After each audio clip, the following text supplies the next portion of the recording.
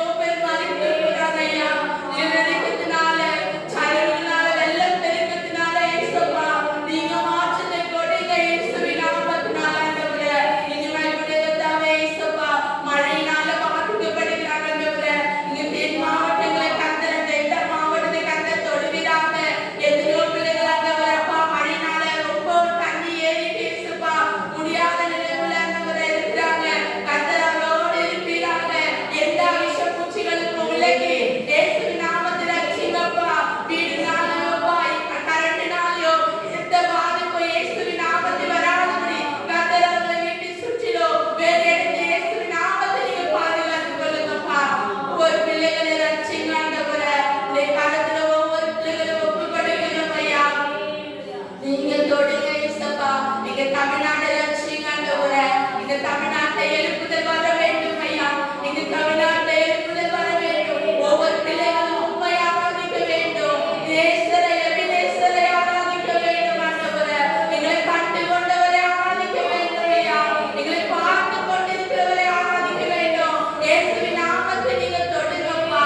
இயேசப்பா ஒவ்வொருவரும் தொடுங்க. ஆளுகிறவர்களை தொடுங்க இயேசப்பா. முதலமைச்சரை தொடுங்க அப்பா. எம்பி எம்எல்ஏக்கள்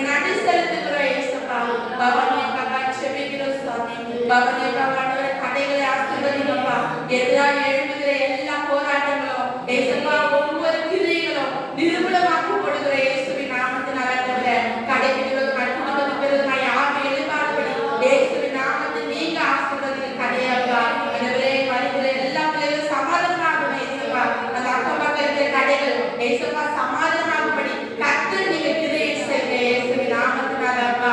இந்த காலத்துல குடும்பங்களை ஆசீர்வதிங்கப்பா. ஆண்டவரே போகல வருகிறவங்களோடு கூட இருக்கிறவங்க கிருபைகளுக்காக நன்றி செலுத்துகிறோம் ஐயா. பிள்ளைகளை ஆசீர்வதிங்கப்பா. கொடுத்த பிள்ளைகளை கர்த்தாவே உடைய கரத்துல ஒப்பு கொடுக்கிறோம் அப்பா. இந்த சேரன கடைக்காட்சி செபிக்கிறையா.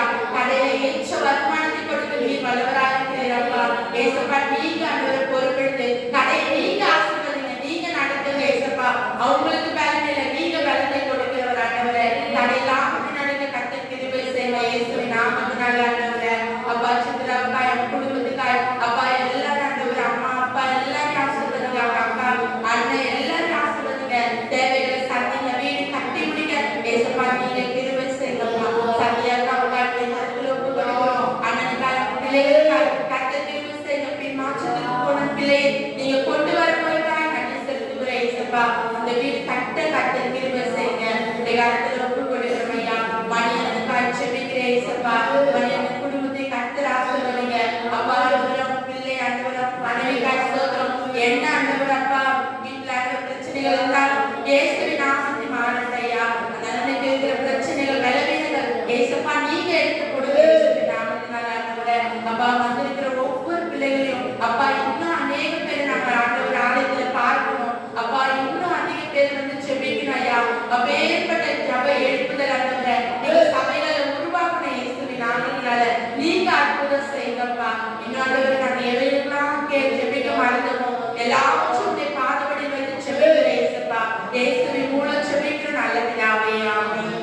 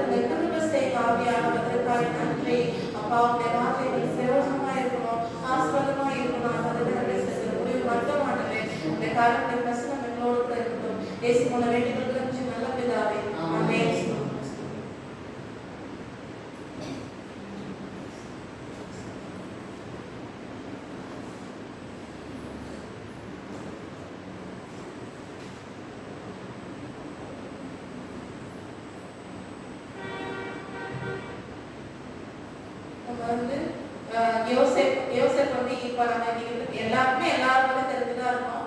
நம்ம திரும்ப ஒரு முறை அதை தியானமா நம்ம எடுத்துக்கொள்கிறோம். யோசேப்பை பத்தி எல்லாரும் தெரியும். யோசேப்போட அப்பா பேர் அந்த சண்டே கிளாஸ்ல எங்க சொல்லுங்க. யோசேப்போட அப்பா பேர் அஜியோட அப்பா பேர் என்ன? அஜியோட அப்பா பேர் என்ன? யோசேப்போட அப்பா பேர் என்ன? யாரு யாரு டெலர் கிளாப் பண்ணுங்க. இதெல்லாம் இருக்கும் பிள்ளைங்களாம் கேட்டு பட்டு பட்டு ஆன்சர் பண்றவங்களா இருக்கும். யோசேப்போட அப்பா பேர் யாரு? யாக்கோபு. ஆதியாகமம் 37வது அதிகாரத்துல இருக்கும்.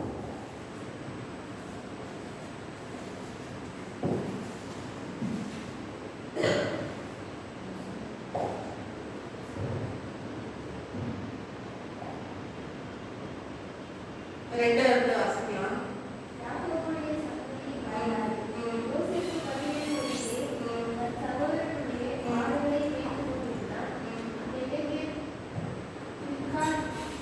Yeah.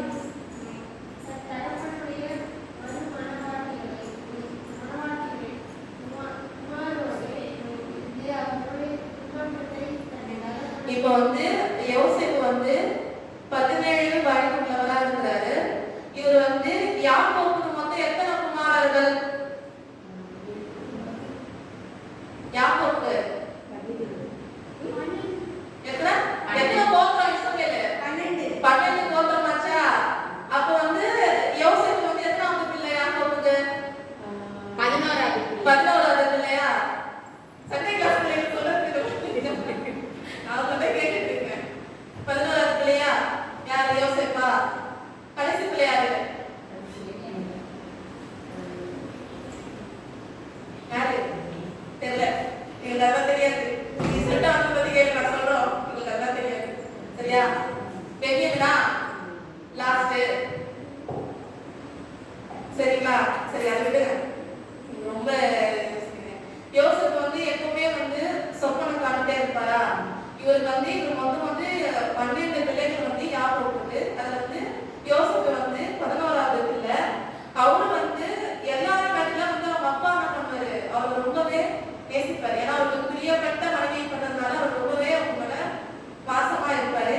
அவருக்கு வந்து பலவர்ண அங்கிகளை கொடுத்தாங்க. பாட்டு பாடம் பலவர்ண அங்கி தொலைக்கிறது பாடுறோம்ல, அந்த பலவர்ண அங்கி கொடுப்பாங்க. அதனால வந்து மத்த அண்ணன்களுக்கு ஒரு மாதிரி என்ன பண்ணுவாங்க, கொஞ்சம் ஒரு பொறாமை, இவங்க அப்பா இவர் மட்டும் இப்படி பண்றாங்க, இவர் தலைக்கு கொடுக்குறாருன்னு சொல்லிட்டு அவங்க எல்லாமே வந்து என்ன பண்ணாங்க, யோசேப்பு மேல கொஞ்சம் ஈகோவா இருந்தாங்க. அப்போ வந்து யோசேப்பு வந்து எப்பவுமே ஆண்டவர் என்ன பண்ணாரு, சொப்பனத்துல நிறைய சொப்பனம் காண்றவர். அதிகமா நீங்க எதுக்குள்ள யோசிக்கலாம், பைபிள்ல நிறைய சொப்பனம் காண்றவர் யாருன்னு சொன்னா யோசேப்பு அப்படின்னு சொல்லலாம். அப்போ வந்து அவர் சொப்பனம் காண்றது, சொப்பனத்தை வந்து சொல்றாரு. 7வது வசனத்தை படித்தா,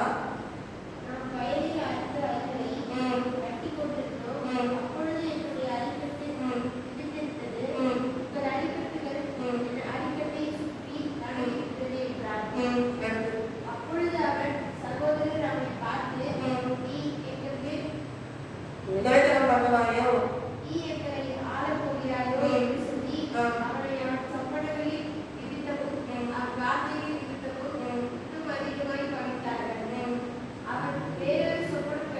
இப்போ அவர் இன்னும் சொப்பனம் கண்டுட்டு இருக்காரு. நம்ம கிட்ட எல்லாம் பேசல, நம்ம சொல்லிட்டோம். என்னன்னா அவர் வந்து சொப்பனம் கண்டாரு.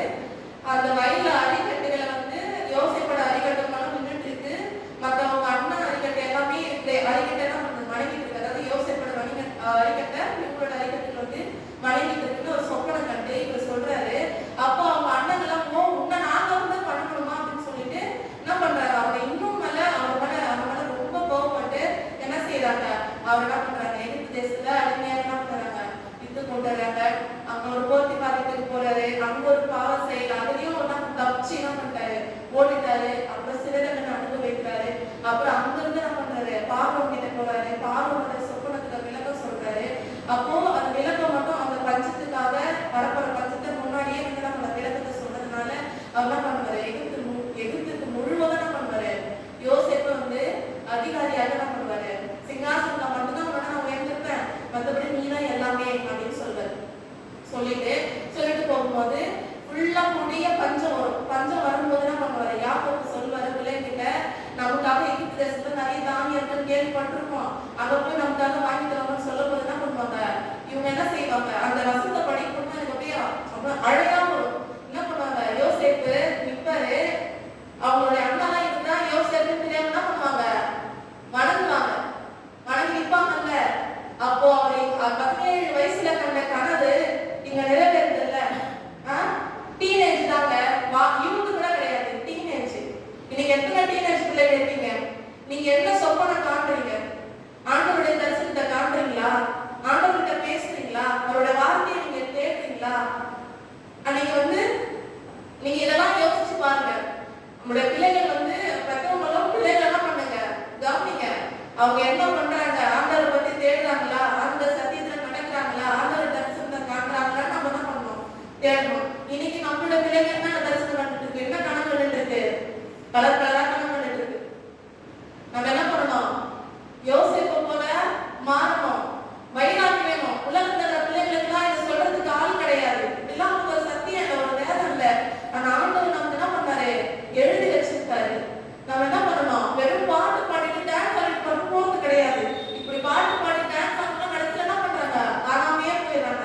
நம்ம சொந்தத்தினால இப்பயே நம்ம பார்த்துட்டு இருக்கோம்.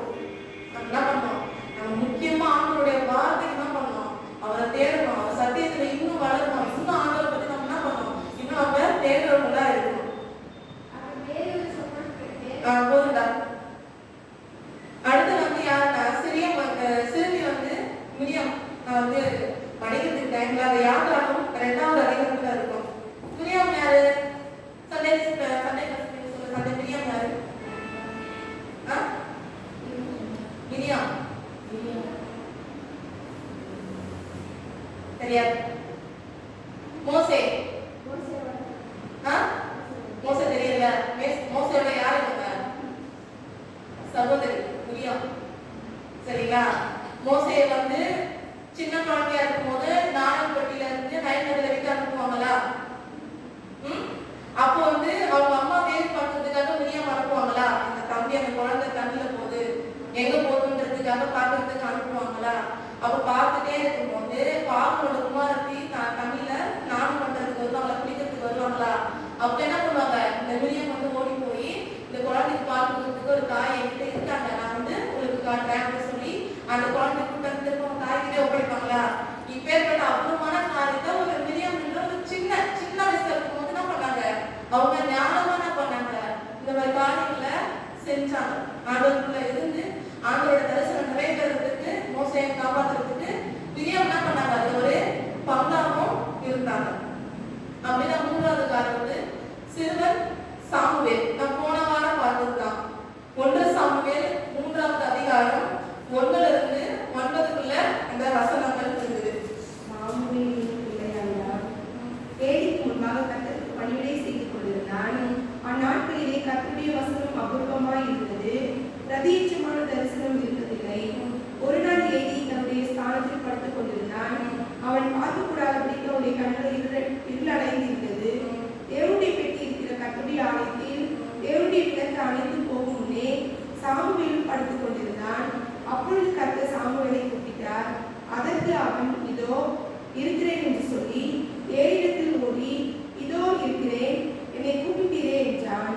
அதற்கு அவன், நான் கூப்பிடவில்லை, திரும்பி போய் படுத்துக்கொள் என்றான். அவன் போய் படுத்துக் கொண்டான். மறுபடியும் கர்த்தர் சாமுவேலே என்று கூப்பிட்டார். அப்பொழுது சாமுவேல் எழுந்து ஏலிடத்தில் போய், இதோ இருக்கிறேன், என்னை கூப்பிட்டீரே என்றான்.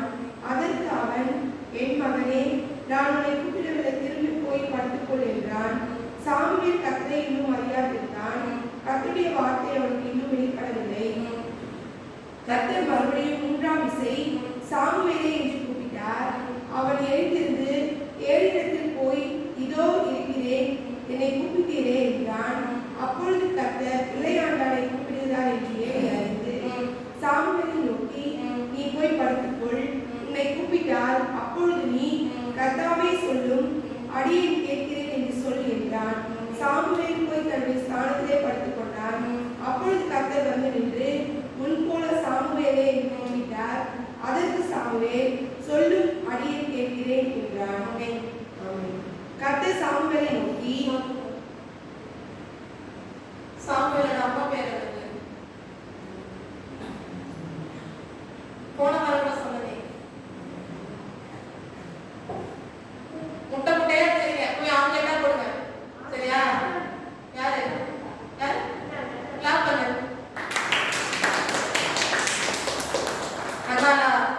அண்ணா வந்து குழந்தை இல்லைன்னு சொல்லிட்டு ஆலயத்துல வந்து படுத்துட்டு இருந்தாங்களா? அப்போ ஒரு பொருத்தனை பண்ணி நீங்க ஒரு ஆண் பிள்ளை கொடுத்தீங்கன்னா அது பால் மறந்த உடனே நான் தேவாலயத்தை கொண்டு வந்து விட்டுறேன்னு அண்ணா சொல்லுவாங்களா?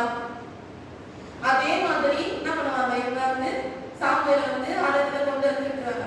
ஒரு பால் மறந்த பிள்ளைக்கு எத்தனை வயசு இருக்கும்னு நினைக்கிறீங்க? 2-3 வயசு. இப்போ அப்போ ஒரு 5 வயசு கூட வச்சுக்கோங்க. ஒரு 5 வயசு ஒரு 6 வயசு. ஒரு 5 வயசு பிள்ளைகிட்ட என்ன பண்றது? ஆண்டவர் பேசுறாரு பாருங்க. அவர் வந்து பெரிய பெரிய மகான் கிட்ட பேசுவாருன்னா கிடையாது, சின்ன குழந்தைகிட்ட கூட ஆண்டவர் பேசுவாருங்க. அப்ப நம்ம என்ன செய்யணும்? ஆண்டவர் பேசுற அளவுக்கு நம்ம என்ன பண்ணணும்? பாத்துல நம்ம இருக்கணும். ஆண்டவர் பெரியவங்க கிட்ட பேசுவாரு, எங்க அம்மா கிட்ட பேசுவாரு, எங்க அப்பா கிட்ட பேசுவாரு, பாசி கிட்ட பேசுவாரு, அக்கா கிட்ட பேசுவாரு அப்படின்னு கிடையாது. யாரு? சின்ன குழந்தை 5 வயசு குழந்தைகிட்ட கூட என்ன பண்ணுவாரு? ஆண்டவர் பேசுவாரு. அவர் பெரிய தேவன் தான். இதெல்லாம் படிக்கும் போது எவ்வளவு ஒரு ஆச்சரியம். அந்த குழந்தை ஆண்டவர் வந்து 3 வாட்டி கூப்பிடுறாரு. சின்ன குழந்தை கூப்பிடுறாரு. அதுக்கு என்னன்னு தெரியும்? அதை கூப்பிடுறாருங்க. அந்த குழந்தைகிட்ட கூப்பிட்டு 4வது முறையை கூப்பிட்டு என்ன பண்ணுவாரு? ஏழி குடும்பத்தை பத்தி ஆண்டவர் அவங்களுக்கு தண்டனை பத்தி. ஏன்னா ஏழியும் ஒரு ஊழியர் தான். அவங்க பிள்ளைங்க என்ன பண்ணுறாரு? அவங்கள வந்து அவங்களுக்கு உண்டான தண்டனை பத்தி யார்கிட்ட சொல்றாரு? இந்த குழந்தைகிட்ட சொல்லி நீ போய் ஏறிக்கிட்ட சொல்லுன்னு சொல்றாரு. இந்த ஆண்டவர் வந்து அந்த குழந்தைகிட்ட தீர்க்கதரிசனத்தை அந்த குட்டி வயசுல அந்த சின்ன பிள்ளைக்கே ஆண்டவர் கொடுக்குறாரு. நம்ம பிள்ளைங்க எப்படி இருக்கும்? நம்ம தீர்க்க தரிசனம் சொல்றோமா? நம்ம ஆண்டவர்களை நிரம்புறோமா? ஆண்டவர்களை எப்பொழுதுமே நம்ம வாழறோமா? அதுன்றத நம்ம என்ன பண்ணோம்? எதையுமே ஒரு சின்ன வயசுல இருந்து நீங்க ஆண்டவர்களை நிறைய தெரிஞ்சு பாருங்க. அது வந்து எனக்கு என்னன்னா நானும் ரட்சிப்பேன். 7th படிக்கிறப்ப ரட்சிப்பட்டேன். நான் ஆண்டவர் நான் ரொம்ப மோசமான நாள்களுக்கு நான் பிசாசத்திலிருந்து ஆண்டவரை தூக்கி எடுத்ததுனால நான் நம்பினதுதான் போய் ஆண்டவர் தான் மெய். நான் எவ்வளவு பக்தி வைராக்கியமா கும்பிட்டேன். இதெல்லாம் நமக்கு ஒண்ணுமே பண்ணலன்னு சொல்லி தான் பண்ணேன். நான் சொல்லிட்டேன், நான் வீட்டுக்கு வரேன்னா நான் வந்து ஆண்டவரோட பிள்ளையா தான் வருவேன். நானும் எடுத்துட்டு தான் வருவேன். நான் அப்படியே உறுதியா சொன்னேன்.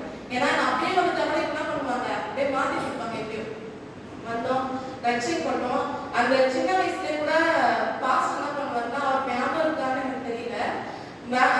இவங்க முருகேசன் இருக்கால ஒய்ஃப் இருந்தாங்க. அவங்க கூட பெங்களூர்ல வந்து இப்போ வீட்டு ஜப்பெல்லாம் பண்ண சொல்லுவாங்கல்ல, அப்போ அவங்க கூட வந்து நானும் போயிருக்கேன். எப்போ நான் 7th படிக்கிற போது நான் போயிட்டு ஒவ்வொரு வீட்டுக்கும் வந்து நான் ஜெபம் பண்ணிருக்கேன். எனக்கு நல்லா தெரியும் ஆண்டவர் வந்து எனக்கு நல்லா பயன்படுத்தினாரு. எனக்கு அப்போ ஒண்ணுமே தெரியாது. ஜப்பம்னா என்ன தெரியாது, வசனம் தெரியாது, எதுவும் தெரியாது. இப்போ எதுவும் தெரியல. ஆனா வந்து அந்த சின்ன வயசுல என்ன பண்ணாரு ஆண்டவர், அவருக்குள்ள ஆண்டவருக்குள்ள நம்ம தாழ்த்தி நம்ம ஆண்டவருக்கு இன்னும் வாஞ்சியா நம்ம கேட்கும் போது ஆண்டவர் எதாவது செய்வாரு. நம்ம கையை வச்சா பேய் பிசாசு கூட ஆண்டவர் பண்ணுவாரு, ஓட செய்வார். அதை செஞ்சிருக்காரு ஆண்டவர். அந்த குட்டி வயசுல இவங்க நினைக்க கூடாது, இது பேய் இது பையன் ஒண்ணுமே தெரியாது. ஆண்டவர் செய்வார். ஏசு நாமத்தினால் போ அப்படின்ட்டு ஆண்டவர் செய்வார். வளர என்ன பண்றோம், பெரியவங்க ஆண்டவருக்கு பிரிஞ்சு தூரம் போயிடும். அப்போ ஒரு காலம் வந்து என்ன பண்ணுவாரு ஆண்டவர் கிட்ட நெருங்கி சேர்க்கிறாரு. அப்போ சின்ன பசங்கன்னு பார்க்காதாயா, இல்ல கை வச்சு அவமான அந்த பேய் பிசாசு அது போடும், நாங்க நிக்காது.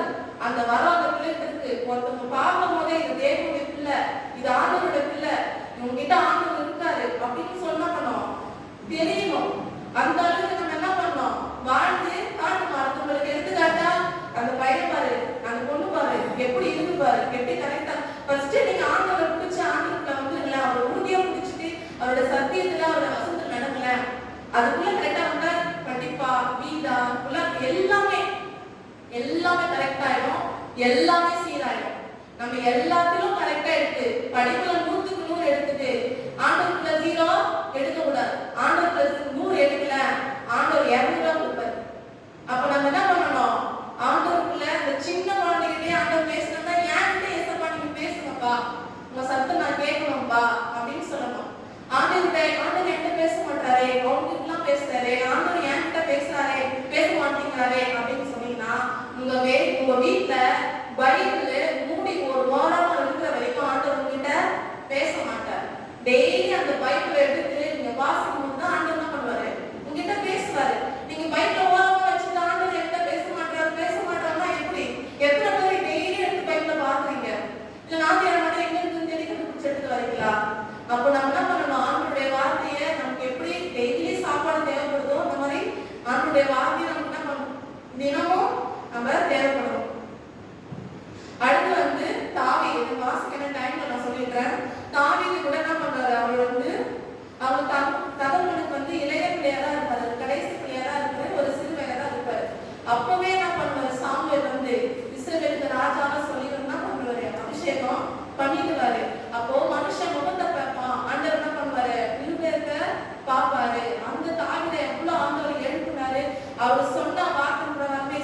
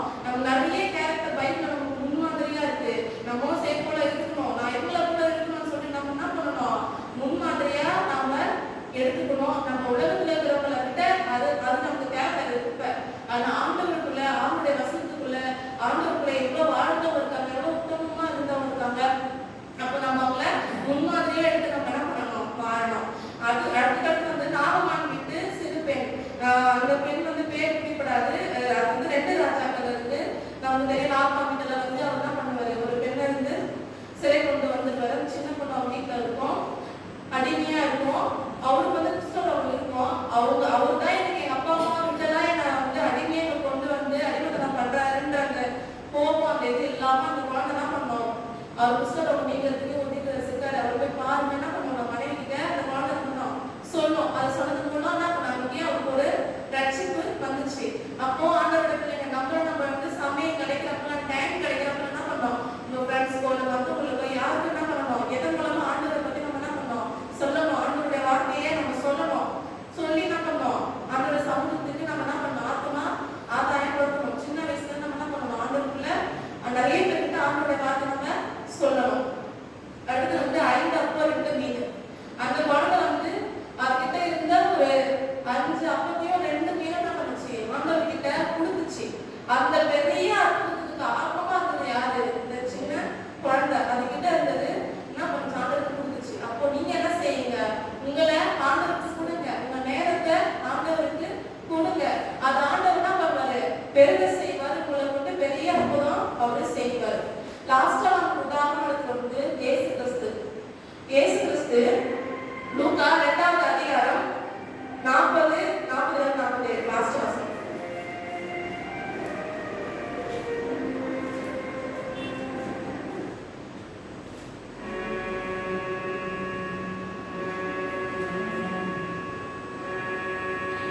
லூக்கா 2:45, 46, 47.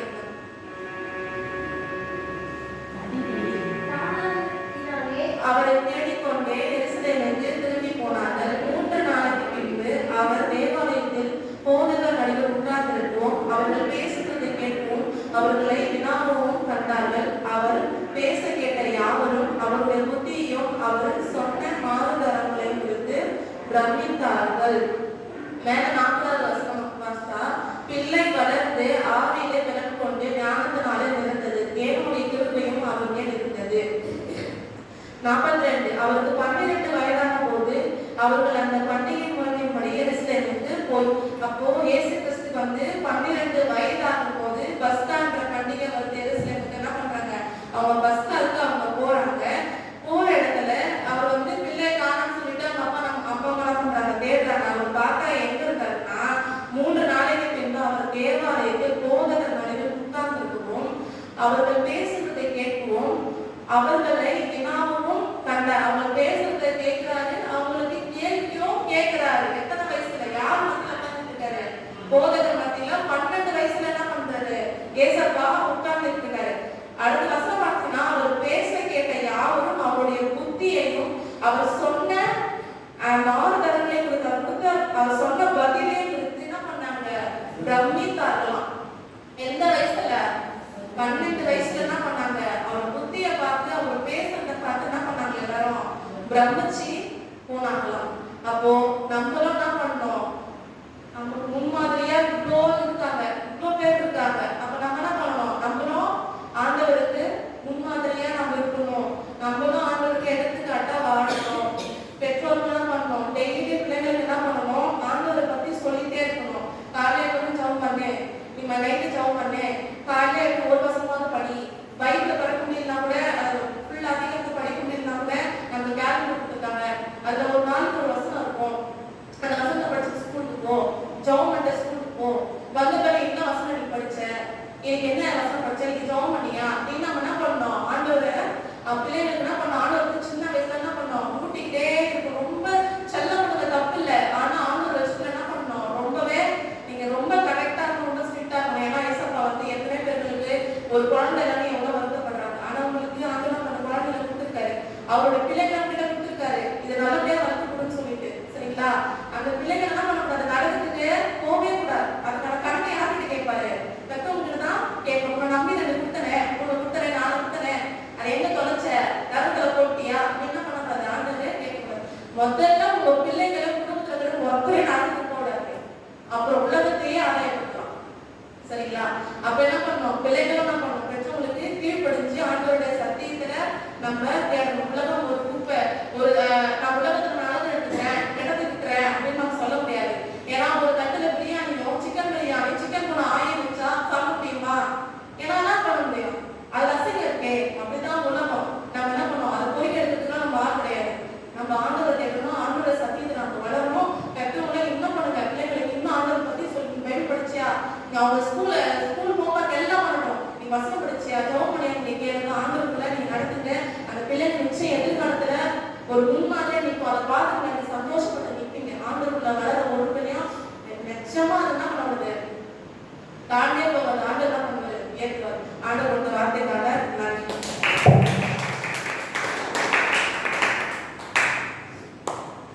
ஒரே ஒரு ஜபம் துறைக்காக ஜபம் பண்ணிட்டு விஞ்ஞானம் ஜபம் பண்ணி சரிங்களா? நல்லா துறைக்காக ஜபம் பண்ணணுமா? அந்த சரீரத்தில் சாப்பிட முடியாத ஒரு சூழ்நிலை, உட்காராத ஒரு சூழ்நிலை இருக்குது. அவர் உடம்புனா ஏதோ ஒரு அசுத்தாவி அவர் அமைக்கின்ற அந்த அப்படிப்பட்ட ஒரு சூழ்நிலை மாறி நம்மை போல அந்த விடுதலையோடு கூட வரணும். ஏன் நம்மளுடைய சமூகத்தோடு சொல்லி எல்லாத்தையும் நம்ம துறைக்காக அவர் குருநாடு அந்த கிராமத்தில் கொஞ்சம் ஆண்டவே நாங்கள் சபையில் இருக்கிற துறைக்காக நான் திணிக்கிறோம். உங்களுடைய வாழ்க்கையை கெடுக்கிற எல்லா விசுவாசிக்கிறீர்கள் அந்த சாத்தான் சதிகள் எல்லாம் இப்பொழுது அழிந்து ஒழிந்து ஒன்றில்லாமல் போவதாக. அந்த சதிகளை கட்டி வைக்கிற எல்லா கட்டிகளும் அழிக்கப்படுவதாக. ஆண்டவரே உங்களோட ஆண்டவரே சதிகளை விலகினமான விலகிகள் மாறிட்டாங்க. இன்னைக்கு நல்லா சாப்பிட்டு நிம்மதியாக தூங்கணும். ஆண்டவரே எந்த ஒரு நன்மைக்கு எந்த ஒரு அசுத்தாங்க வரவே கூடாது.